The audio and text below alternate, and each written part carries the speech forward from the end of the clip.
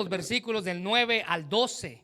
Colosenses capítulo 3, versículos del 9 al 12. Si es tan amable, y continuamos en nuestra serie titulada Una vida resucitada. Una vida resucitada. Y hoy vamos a hablar acerca de vestirnos del nuevo hombre. Se recuerda que estas semanas atrás hemos hablado cosas de las que debemos despojar en nuestra vida, cosas que debemos quitar de nuestra vida. Bueno, hoy el apóstol Pablo nos va a enseñar las cosas no que nos debemos de quitar, como ya lo ha dicho, sino las cosas que nos debemos de poner. Y hoy vamos a hablar acerca de vestirnos del nuevo hombre. Si usted tiene su Biblia ahí, vea conmigo Colosenses capítulo 3, versículos del 9 al 12. Dice: no mintáis los unos a los otros, habiéndoos despojados del viejo hombre con sus hechos, y revestido del nuevo, el cual conforme a la imagen del que lo creó se va renovando hasta el conocimiento pleno, donde no hay judío ni griego, circuncisión ni incircuncisión, bárbaro ni escita, siervo ni libre, sino que, dice Pablo, Cristo es el todo y en todos. Versículo 12: vestíos pues como escogidos de Dios, santos y amados, de entrañable misericordia, de benignidad, de humildad, de mansedumbre y de paciencia. Vamos a orar. Señor, venimos una vez más ante tu presencia para pedirte que tú puedas bendecir tu palabra, Señor. Gracias por ella, porque hoy a través de ella vamos a aprender qué cosas ya nos quitamos de encima y qué cosas ahora debemos vestir ahora como escogidos de Dios. Gracias, Padre, por este mensaje. Te pedimos que sea tu palabra la que hable a nuestro corazón y que haga los cambios que necesitamos hacer en nuestra vida. Bendice esta hora en el nombre de Jesús. Amén. El doctor Billy Graham cuenta la historia de un puerco y un corderito, y él dice que en una ocasión un granjero tomó a un puerquito, a un cerdito, y lo metió a su casa. Y cuando lo metió a su casa, él lo bañó, le lavó las patitas, le echó el mejor perfume que pudo conseguir dentro de la casa. Incluso se tomó la tarea de hacerle un moño y ponérselo al cerdito mientras este estaba en la casa. Estaba tan limpio y tan fresco, dice el doctor Graham, que probablemente hubiera sido aceptado dentro de la sociedad como cualquier gato y como cualquier perro que era un animal doméstico. Era muy domesticado y correcto al verlo. Estaba bien bañado y bien perfumado. Pero tan pronto como se abrió la puerta, ¿qué cree usted que hizo el cerdito? Fue a buscar el primer charco de lodo que encontró, se metió y se revolcó hasta el cansancio. El doctor Graham pregunta: ¿por qué? Porque aunque por fuera tenía un aspecto, su naturaleza no había cambiado. Había y seguía siendo un cerdo. ¿Y qué es lo que los cerdos hacen? Se enlodan, van a los charcos. Por el contrario, dice el doctor Graham, si usted agarra un corderito y así de blanquito y peludito como usted lo pueda ver y esponjosito, usted toma ese corderito, hace lo mismo, lo baña, le pone su moño. Cuando usted abre la puerta, el cordero lo que va a tratar de hacer es de evitar cualquier charco para no ensuciarse. Bueno, hay personas que pueden vestir, dice él, de una manera por fuera y por dentro ser otras. Así pasa en la iglesia. Pueden engañar a cualquier persona que se presente ante ellos, pero a Dios no. Tarde o temprano esa persona va a manifestar su verdadera naturaleza. Y la pregunta es: ¿por qué es que pasa esto? Bueno, simplemente porque cambiamos por fuera, pero no cambiamos por dentro. No sé si se ha dado cuenta usted, pero la manera de vestir de una persona dice mucho de ella, especialmente a qué se dedica. Si usted ve a alguien con placa, con un uniforme azul y con una pistola y con algo que distinga que él es un policía, usted sabe que él es un policía por su manera de vestir, lo distingue. Por ejemplo, si usted ve a alguien de determinado equipo de fútbol vestido con su uniforme, usted no tiene que preguntarle: ¿usted juega fútbol? No, se entiende que él juega fútbol por su uniforme. Así cualquier clase de trabajador, constructor, básicamente determina lo que somos por lo que vestimos. Eso es lo que dice Pablo aquí. El no vestirnos de manera acorde incluso puede llevarnos a nosotros a situaciones vergonzosas. Por ejemplo, usted no iría a una boda vestido en chanclas y en shorts, a no ser que esta boda sea en la playa. Pues eso sería que lo pondría usted en vergüenza, ¿no? Le aseguro que todos lo verían a usted si usted entra por esa puerta en chanclas y en shorts. Usted no está vestido de acorde al evento, a la situación. Hace unos años encontraron a un hombre en el sur de California, un hombre con una buena posición económica, caminando y rondando en una ciudad en el sur de California. Él andaba alrededor de un famoso club del cual él era dueño, pero los guardias no lo reconocieron por la manera en cómo andaba vestido. Los guardias lo detuvieron y presentaron cargos de vagancia, que si usted sabe en este país es algo que es penado. La vagancia es penada en este país. Así que este hombre fue llevado a la corte y fue llevado a la policía. Lo presentaron ante los que levantaron los cargos. No lo reconocieron porque no estaba vestido de acorde a su identidad. Pablo está diciendo aquí que los cristianos debemos vestir de acorde a nuestra identidad. En lo espiritual, dice Pablo, de acorde a su nueva identidad. Ahora dice él, usted es diferente. Ya hemos hablado de las cosas que debemos quitar de nosotros, como la ira, como el enojo, como la amargura, como la malicia y todas las cosas que hablamos la semana pasada. Recuérdese que usted y yo hemos muerto con Cristo y hemos resucitado con Él. De eso se trata la serie, una vida resucitada con Cristo. Así que la salvación, dice el apóstol Pablo, conlleva una responsabilidad doble para los que hemos creído en Él. Por un sentido, es decir, doblemente. En primer lugar, Pablo dice que es un sentido restrictivo. Las cosas que usted debe quitarse de encima. Quítese de usted, decíamos la semana pasada. Hay cosas que debemos despojar de nuestra vida que en realidad no nos traen ningún beneficio. Ese es el lado restrictivo. Pero por otro lado, el apóstol Pablo nos da un sentido positivo. Y cuando nos habla del sentido positivo, nos habla de las cosas que debemos vestir. El estilo de vida que usted debe modelar. Usted ahora debe vestirse del nuevo hombre. Y para lograrlo, hay ciertas cosas que usted y yo debemos de entender a la luz de las Escrituras. En primer lugar, ahí en sus notas, la primera cosa que debemos de entender para poder vestirnos del nuevo hombre es nuestra posición. ¿Ya lo encontró? Nuestra posición. El versículo 9 dice al final, habiéndonos despojados del viejo hombre con sus hechos. Y mira el versículo 10 al inicio, y revestidos del nuevo. Nuestra posición. Aquí se nos muestra el puente de transición del abismo que separa al viejo hombre del nuevo hombre. Es decir, el viejo usted con el nuevo usted. Lo que antes éramos a lo que ahora somos, dice el apóstol Pablo. ¿Ha visto una gran diferencia usted en su vida después de conocer a Cristo? Porque ese es el propósito de ser cristiano. El propósito de ser cristiano es que hayan cambios. Recuérdese que el Dios que salva es el Dios que cambia. Y usted y yo debemos producir cambios. Recuérdese que el apóstol Pablo dijo en 2 Corintios 5:17, de modo que si alguno está en Cristo, nueva criatura es. Las cosas viejas pasaron, he aquí todas son hechas nuevas. Eso quiere decir que Dios hace nuevas todas las cosas. Pablo hace referencia a nuestra nueva posición. Ahora estamos en Cristo, dice 2 Corintios 5:17, y lo que indica que antes no estábamos en Él.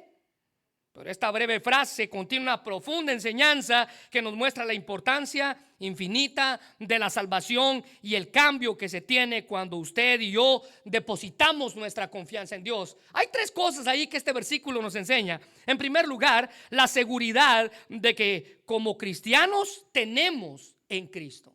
Usted es seguro en Él.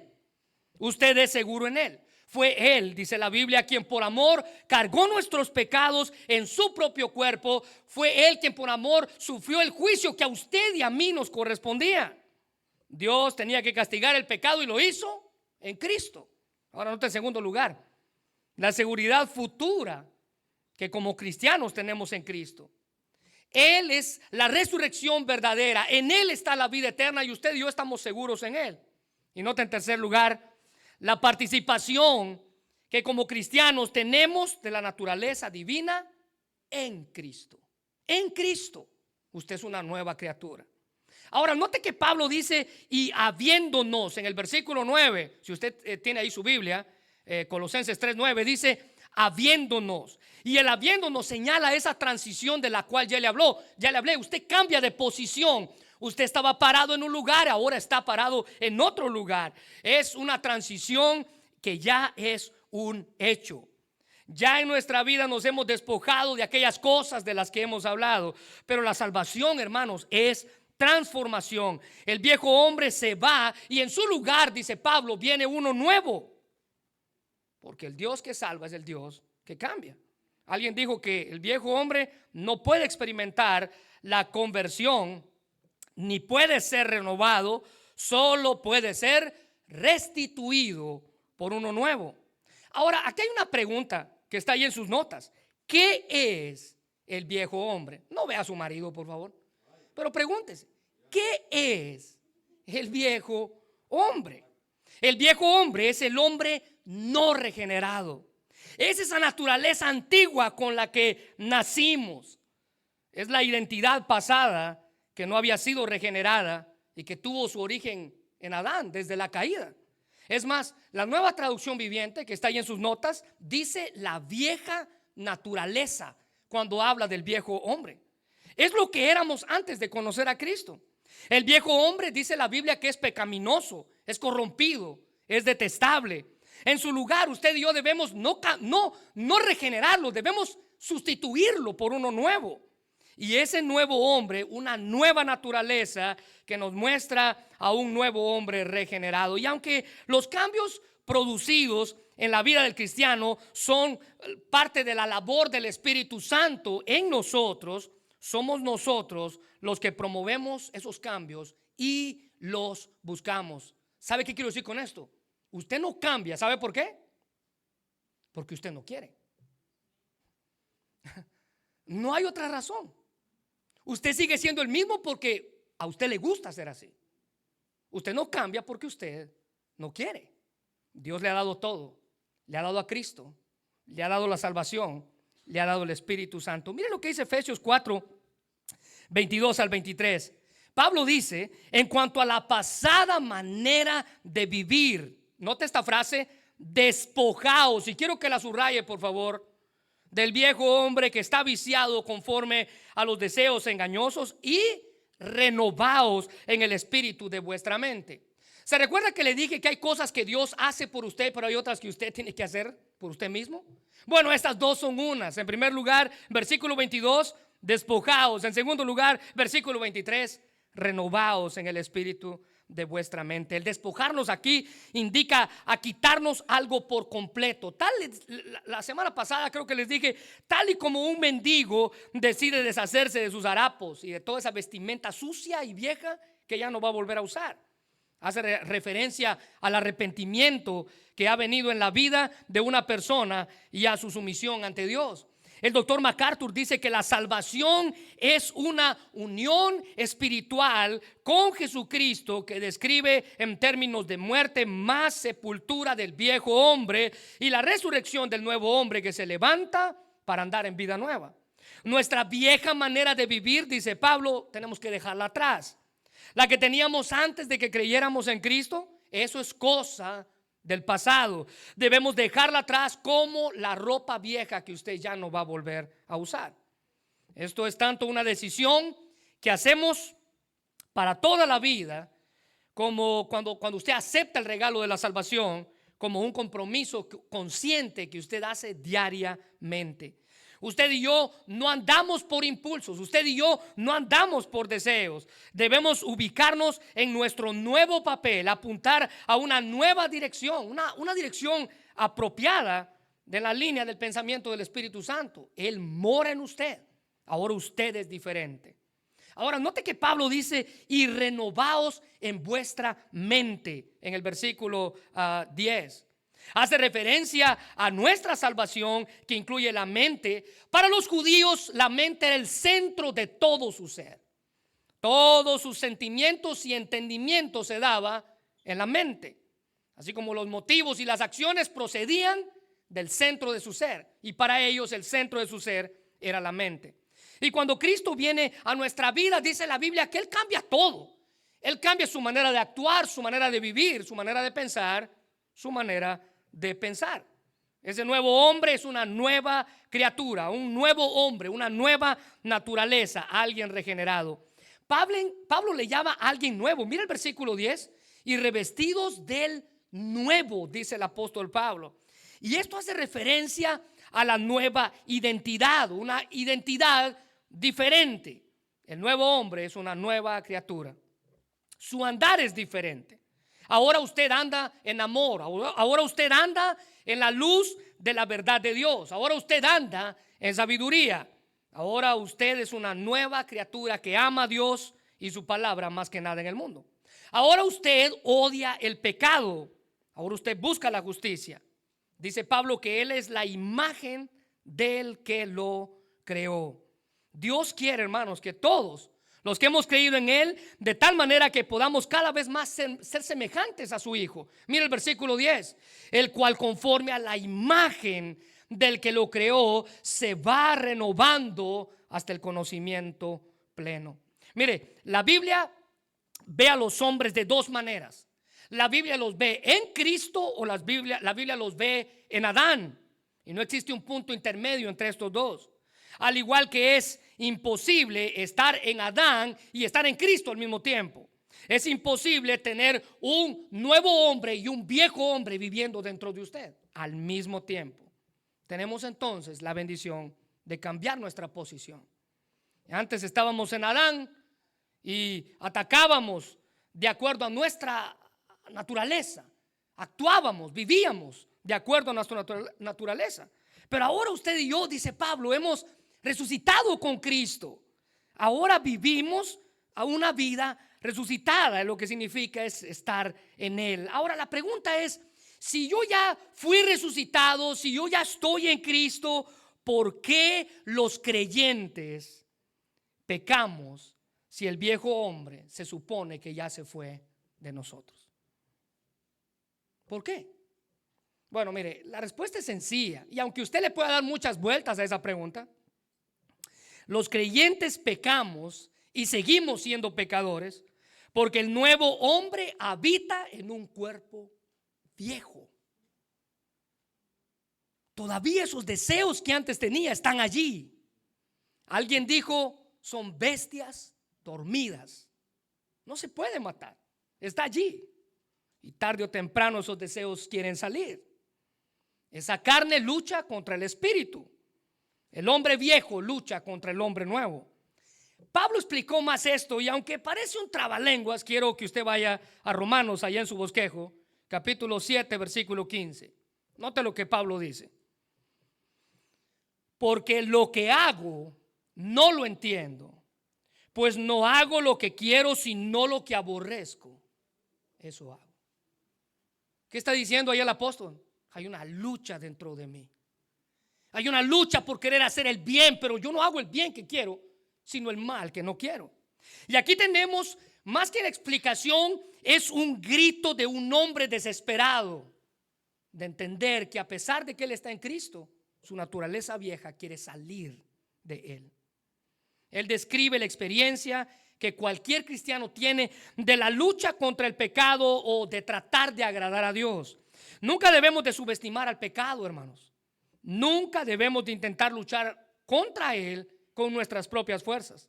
Mire lo que Pablo sigue diciendo en el versículo 17, siempre del capítulo 7. De manera que ya no soy yo quien hace aquello, dice Pablo, sino el pecado que mora en mí. Ahora, cuando él está diciendo eso, no se está excusando. Él no está diciendo yo soy un pecador porque es culpa del pecado. No, él simplemente está diciendo eso es lo que pasa dentro de mí. El doctor Martin Lloyd Jones decía que la carne no es el cuerpo en sí, sino el cuerpo usado. Y esa es la frase que quiero usar. El cuerpo usado y oprimido por el pecado. Es el cuerpo dominado por el pecado y por el mal, en tanto que el pecado habita en él durante su vida terrenal. ¿Se da cuenta de eso? De ahí que Pablo dijera en el versículo 24 de Romanos 7, miserable de mí, ¿quién me librará de este cuerpo de muerte? Ahora mire, Pablo está haciendo referencia aquí a una pena capital de aquella época que los romanos implementaban. ¿Y cuál es la manera en la que los romanos castigaban o torturaban a las personas? Era que para castigar a una persona le amarraban un cuerpo muerto a alguien que estaba vivo y lo amarraban del cuello. Esa persona vivía con ese cadáver pegado a su rostro, y todos los gusanos que estaban comiéndose al cadáver poco a poco comenzaban a comerse al cuerpo vivo.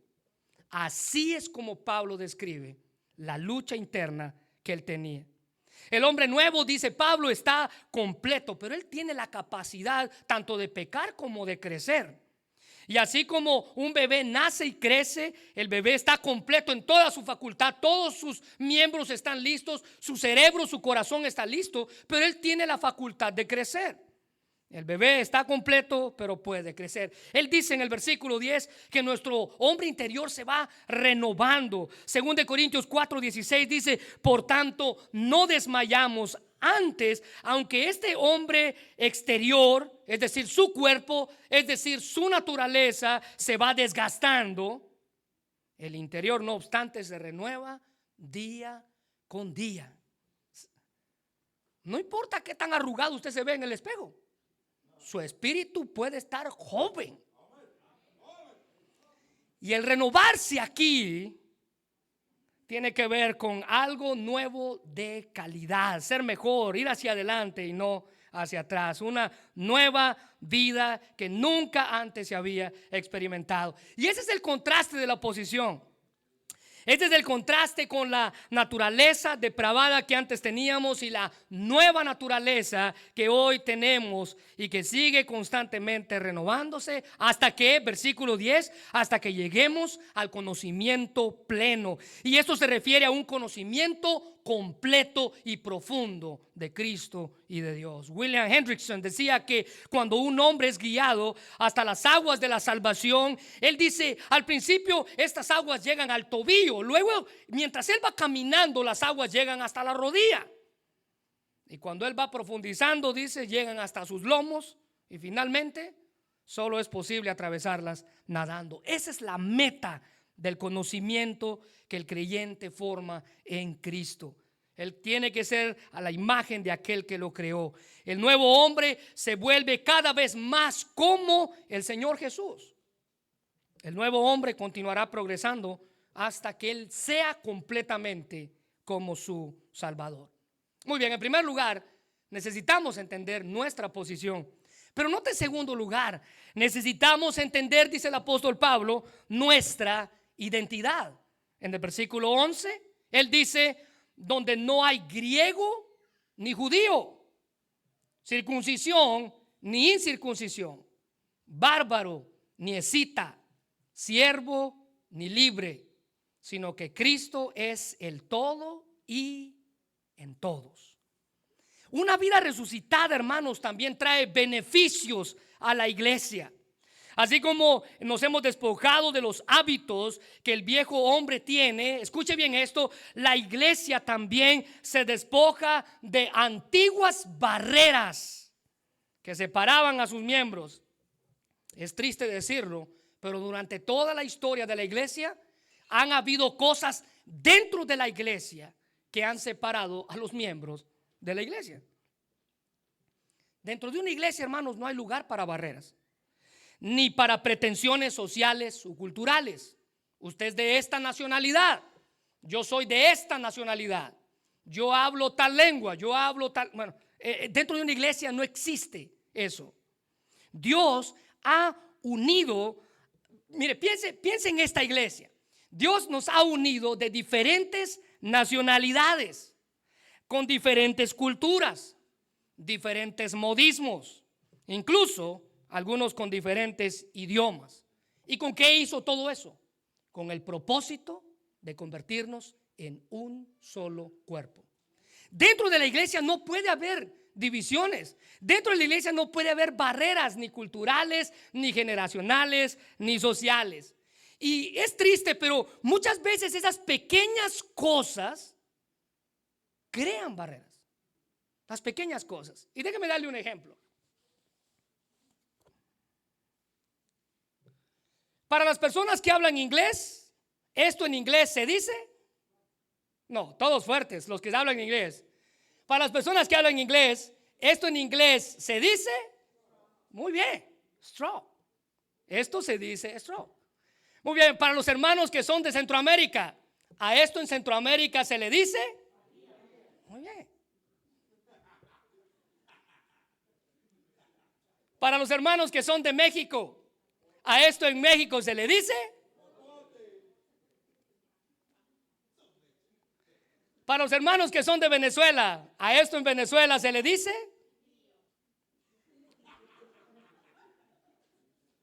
Muy bien. ¿Cuál es la forma correcta de decirlo? Yo tengo la mía. Y si voy a un restaurante y la persona no me entiende, le digo, dame esa cosa con la que voy a sacar el agua del vaso. ¿Cuál es la forma correcta de decirlo? ¿Se da cuenta? Cómo las pequeñas cositas pueden crear diferencias en nosotros. A mí no me interesa cómo sea la forma correcta. Yo lo que quiero es algo para tomar mi agua. Y esas pequeñas diferencias, dice Pablo en Gálatas 3:28, ya no hay judío ni griego, ya no hay esclavo ni libre, no hay varón ni mujer. Ahora subraye esto, por favor, porque todos vosotros sois uno en Cristo Jesús. Tenemos una inclinación natural, vea, a sentirnos incómodos cuando estamos en medio de personas que son diferentes a nosotros. Es como que son esos nervios de no saber qué decir. Pero por el contrario, hermanos, el que sean diferentes a nosotros debería de hacérsenos fácil acercarnos a ellos, porque ellos han cambiado de identidad. Ya no son guatemaltecos, ahora son cristianos. Ya no son hondureños, ahora son cristianos. Venezolanos, ahora son cristianos. Mexicanos, ahora son cristianos. Así que cuando permitimos que nuestras diferencias nos separen de otros creyentes, estamos contradiciendo las enseñanzas bíblicas claras. No puede haber barreras dentro de las iglesias. Mire, propóngase usted a buscar y apreciar a gente de otra cultura y admirar probablemente cómo se le dice a esto en su país. Las barreras raciales, religiosas y culturales y sociales que separan a las personas en nuestra época son las mismas que separaban en aquella época. Pero vea, en aquella época estaban tan arraigadas y tenían tanta fuerza, tal y como sucede en nuestros días. Y escuche bien esto, todo dentro del contexto de una iglesia. Pablo le está hablando aquí a una iglesia. Hace un tiempo atrás trabajaba con un señor, yo trabajaba en una fábrica y él era trailero, y de repente nos empezamos a comunicar. El señor se llamaba Jimmy Shelton y nos hicimos amigos, y cada vez que él podía llegaba y platicaba conmigo. Y se enteró él que yo era cristiano. Le pregunté si él era cristiano. Dice, yo soy cristiano, asisto a una iglesia bautista, mi pastor es tal persona. Y empezamos a platicar. Me llevó uno de los libros que estudiaban allí. Lo empecé a ver y era una iglesia bautista americana. Éramos amigos hasta que surgió un comentario. No digo porque es mi enemigo, sino porque ese comentario me hizo pensar. Ahora, interesantemente, en ese tiempo que él hizo este comentario que les voy a hacer, yo estaba tomando una clase avanzada del Antiguo Testamento en el seminario, y el profesor, que era un gringo, o que es un gringo alto, el hermano Felix Knott, él nos explicaba cómo hay un pasaje en el Antiguo Testamento que las iglesias americanas usan para decir que dentro de la iglesia tiene que haber división y tiene que tener cuidado con los matrimonios mixtos, es decir, americanos con morenos o americanos con hispanos. El señor Jimmy Shelton me dice, eso no es posible, porque cuando yo pienso en Cristo, me dice él, para mí Cristo es blanco. O sea, vean, esto es lo que abunda en nuestras iglesias. Iba pasando una persona de color y él dice, cuando él piensa en Cristo, él piensa que Cristo es un negro. Y cuando tú piensas en Cristo, me dijo a mí, tú piensas que Cristo es mexicano. Sí, así como ustedes, yo me reí. Le hubiera dicho, no, Cristo es guatemalteco, ella de perdido.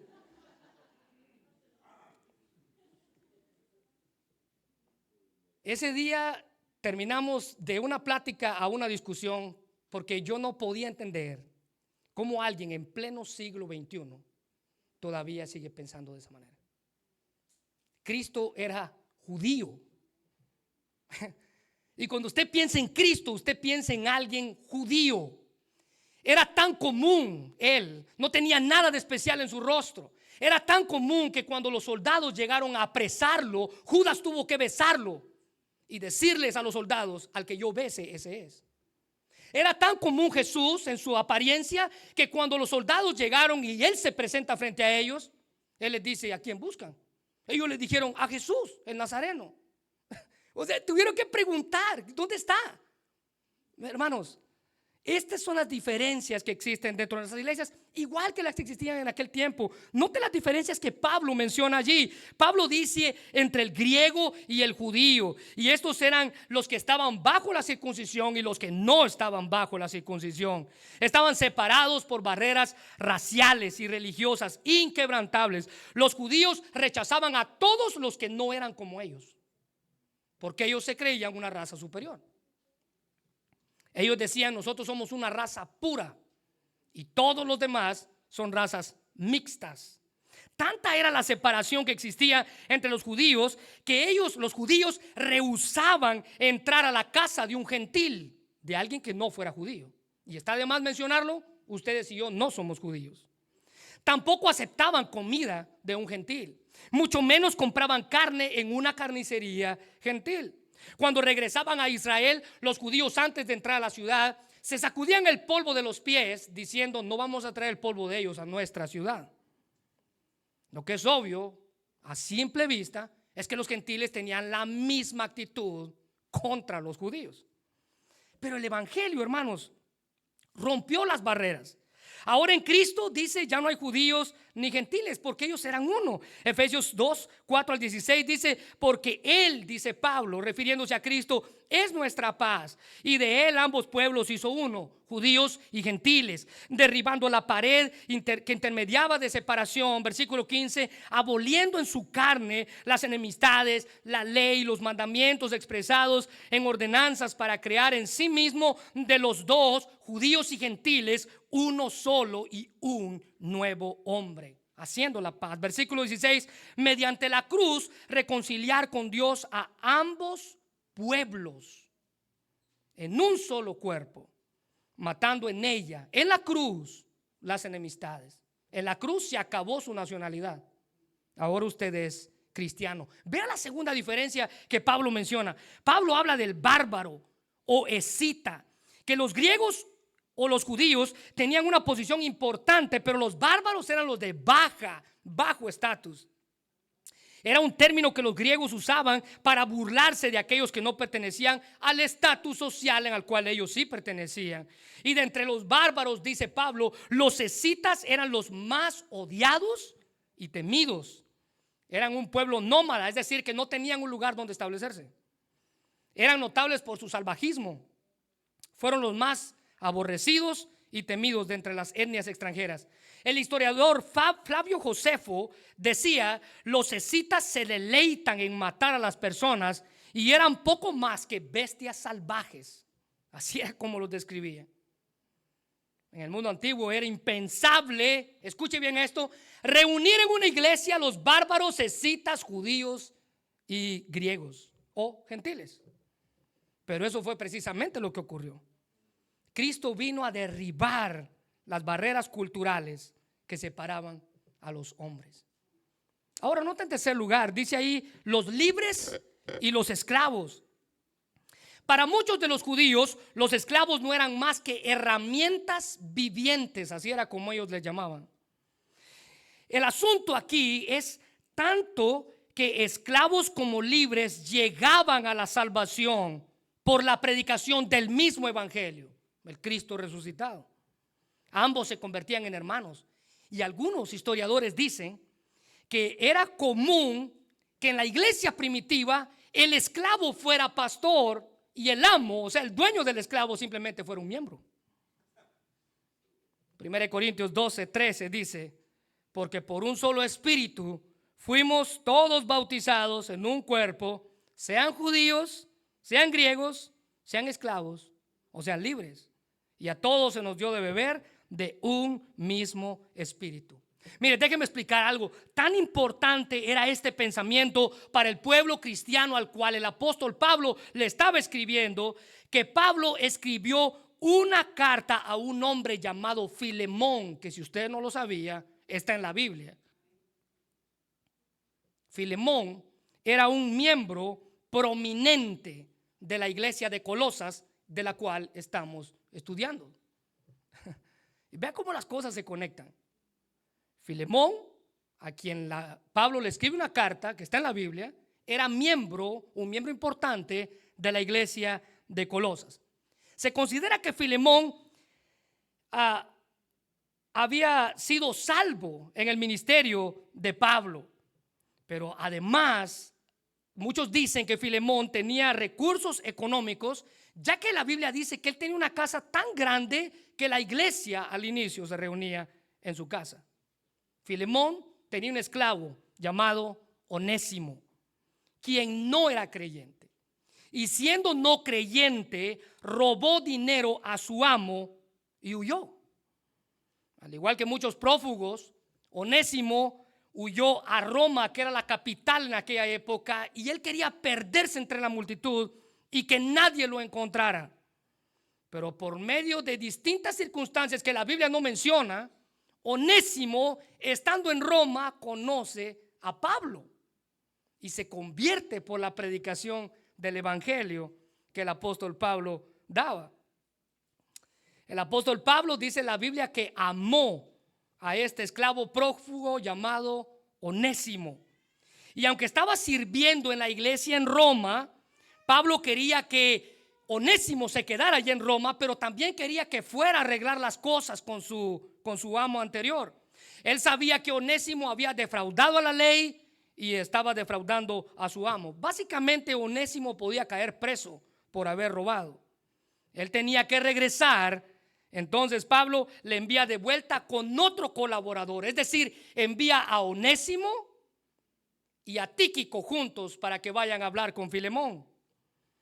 Y la carta que lleva su nombre, Filemón, alenta a este hombre a perdonar a Onésimo y a darle la bienvenida, ahora no como un esclavo simplemente, sino como un hermano en Cristo. Note lo que Pablo dice en Filemón capítulo 1, porque solo hay un capítulo, versículos 15 al 17.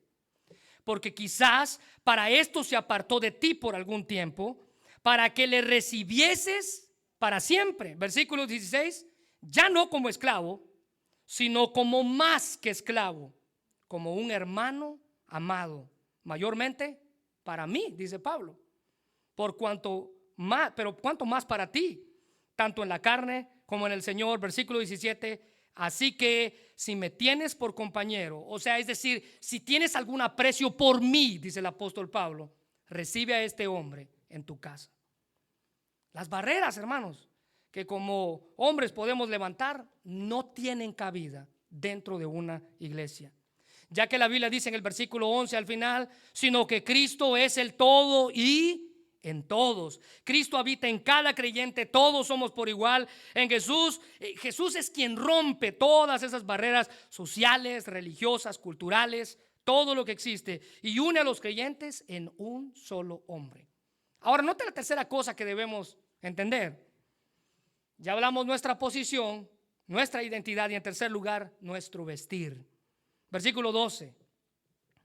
Dice, Pablo ya nos ha exhortado. Versículo 12 dice, vestíos pues como escogidos de Dios, santos, amados, de entrañable misericordia, de benignidad, de humildad, de mansedumbre, de paciencia. Estas son las cosas con las que usted se debe de vestir.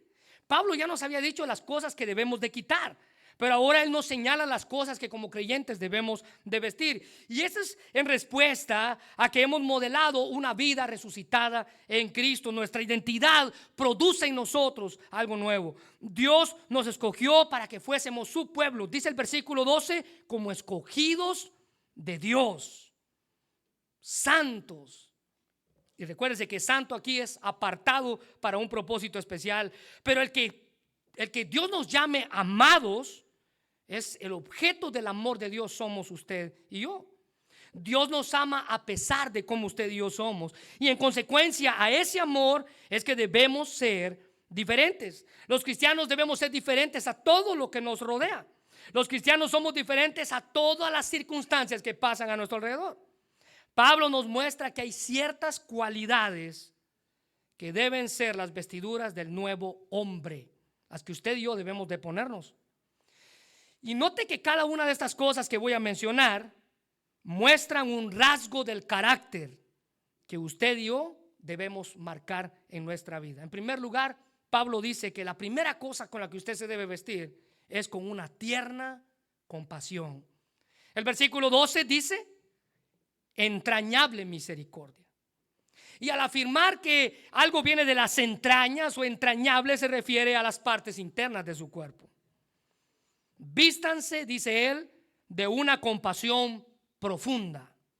Tengan un sentimiento de compasión interna y apremiante. Eso es lo que Pablo está diciendo.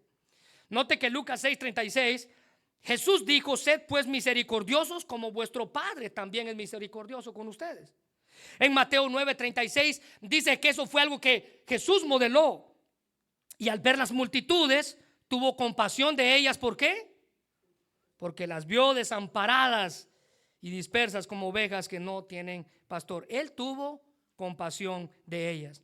Mire, en nuestros días la compasión es algo que como cristianos debemos poseer. Pero en el mundo antiguo, es decir, cuando se escribió esto que Pablo estaba dictando aquí, eso era imprescindible para los cristianos. Y le voy a dar un ejemplo por qué. O sea, en nuestros días usted y yo debemos de vestirnos de compasión. Pero en aquella época en la que Pablo vivió, eso tenía más peso aún. ¿Por qué? Porque las personas enfermas, las personas ancianas y las personas que estaban heridas eran abandonadas en los caminos a su suerte. Es decir, o sobrevivían o morían solos allí. Y como consecuencia de esto, muchos de ellos sufrían una muerte terrible porque eran abandonados. Y Pablo le dice a los cristianos, miren, ustedes no vayan a andar abandonando a nadie, sino más bien vístanse de compasión. Los creyentes no debemos ser indiferentes ni al sufrimiento ni a las necesidades de otros. Debemos preocuparnos por brindar compasión y por suplir necesidades. Mayormente, dice Gálatas 6:10, mayormente a los de la familia de la fe. Note en segundo lugar, ¿sabe de qué más se debe vestir usted? De bondad. El versículo 12 dice, de entrañable de misericordia y de benignidad. Y esta está relacionada con la misericordia. El término griego se refiere a la gracia que penetra todo el ser de una persona y que suaviza toda dureza. La persona benigna se preocupa tanto por su bienestar como por el bienestar de otros. Dios es bueno, dice la Biblia, aunque usted y yo seamos ingratos con Él. En Lucas 6:35 dice, ustedes por el contrario, amen a sus enemigos, háganles bien y denles prestado sin esperar nada a cambio. Así tendrán una gran recompensa y serán hijos del Altísimo, porque Él es bondadoso con los ingratos y malvados. ¿Se recuerda la parábola del sembrador? Nos enseña la verdad de las Escrituras y cómo Dios vio el corazón de las personas, cómo Dios probó el corazón. Pero hay otra parábola que nos muestra la bondad. Una enseña el corazón, y note la parábola del buen samaritano. Ella nos enseña la ilustración de la bondad. ¿Se recuerda la parábola? Dice la Biblia que un hombre cayó en manos de ladrones. Este fue robado y fue golpeado por los ladrones. Y cuando estaba ahí tirado en el camino, donde se dejaban antes a los ancianos y a los enfermos, pasó un sacerdote, pasó un levita que hicieron oídos sordos al clamor de aquel hombre.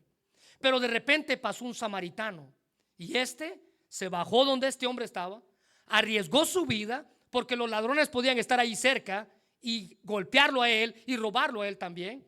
Pero este hombre tomó de su tiempo, lo curó, lo puso en su medio de transporte, lo llevó hasta la próxima posada y le dijo al mesonero: cúralo y cuídalo, y todo lo que él gaste ponlo a mi cuenta y yo lo pago. Entonces Jesús quiso dar una muestra al contar esa historia sobre la bondad. Pero no solamente quiso ilustrar la bondad, Él quiso que usted y yo hiciéramos lo mismo. En Lucas capítulo 10 versículo 37, Jesús dijo, Él preguntó y dijo: ¿quién hizo? ¿Quién es el prójimo? ¿Quién es el que ayudó a este hombre? Y note la respuesta de ellos: el que hizo misericordia con él. Jesús entonces respondió: ve tú y haz lo mismo. Debemos vestirnos de bondad. Pero vean la siguiente: debemos vestirnos de humildad. El doctor MacArthur dice que fue el cristianismo el que elevó la humildad al nivel de una virtud. La bondad o la humildad es el antídoto contra el amor propio que envenena las relaciones. Jesús era humilde. Mateo 11:29. Llevad mi yugo vosotros y aprended de mí, que soy manso y humilde de corazón, y hallaréis descanso para vuestras almas. ¿Sabía usted que la humildad es la virtud cristiana que más se desea, o que más debería usted desear? Primera de Pedro 5:5 dice: igualmente, jóvenes, estad sujetos a los ancianos, y todos sumisos unos a otros, revestidos de humildad, porque Dios resiste a los soberbios, estos son los que no son humildes, y da gracia a los humildes. Note la penúltima: mansedumbre. Y esta es una relación con la humildad. La mansedumbre no tiene nada que ver con debilidad de carácter, porque algunos piensan que el que es manso es menso, y no.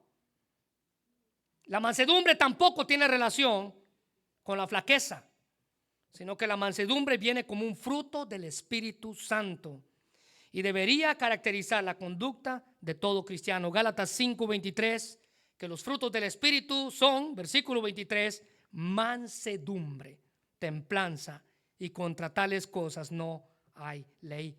Y note la última cosa con la que usted y yo debemos vestirnos: con paciencia. La persona paciente es aquella que no se enoja con otros con facilidad, en contraste con la ira, la amargura y el enojo de la semana pasada. William Barclay dice que es el espíritu que nunca pierde la paciencia con su prójimo. Su insensatez, su terquedad nunca lo llevan al cinismo o a la desesperación. Sus insultos, sus agravios nunca producen en él amargura ni ira. ¿Por qué? Porque la paciencia es lo opuesto al resentimiento, a la venganza. Y hermanos, forman parte de las cualidades con las cuales usted y yo debemos vestirnos cada día. Cada día.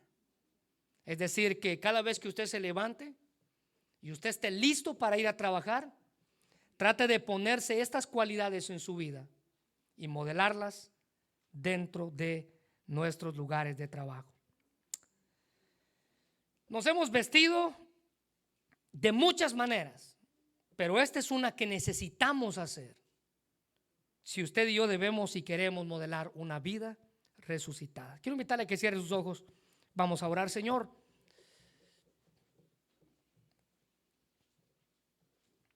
te damos gracias, Padre, por tu palabra. Gracias por el privilegio que nos das de escuchar. Gracias por tu amor, por lo que has hecho en nuestra vida. Gracias porque a pesar de que podemos enfrentar diversas circunstancias, eres tú quien siempre tiene el control de todo lo que pasa en nuestras vidas. Señor, si aún no he entendido mi posición en esta nueva vida, si aún no he entendido mi posición en esa vida resucitada, que seas tú, Padre, quien me ayude a mí a poder comprenderla. Señor, si aún no he entendido cuál es mi identidad en ti y que ahora soy una nueva criatura. Tengo que aprender cuál es mi posición y mi identidad. Y mi Dios, si yo no me he visto de estas cualidades en mi vida, como la mansedumbre, la humildad, la paciencia, la bondad, la misericordia, Señor, ayúdame a que comience a dar frutos dignos de mi arrepentimiento. Porque por nuestros frutos es que vamos a ser conocidos. Nuestra vida debe ser un reflejo de las decisiones que hemos tomado en ti, Señor.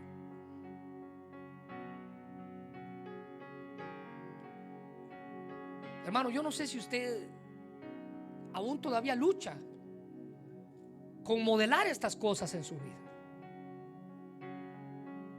Este es el tiempo que usted le puede decir: Dios, ayúdame.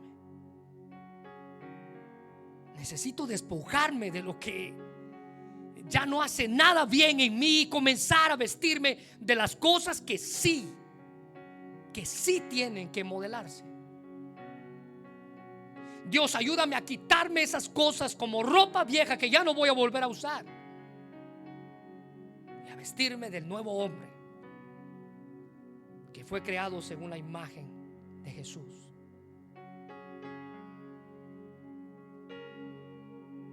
Esa debe de ser nuestra oración.